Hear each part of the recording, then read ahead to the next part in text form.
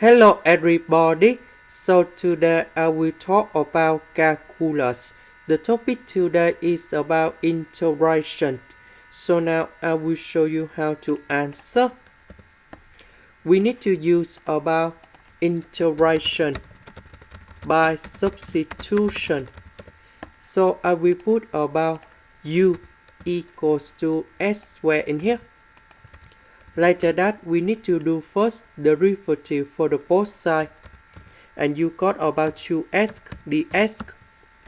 Because we don't have number 2 in here, so we need to divide both sides by number 2.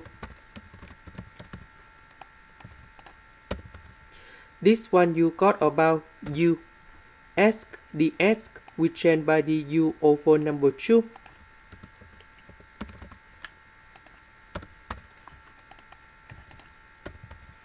The integration of secant of u squared, you got about tan u, and we put about c. About u, that is about s squared. This is the end. Thank you for watching.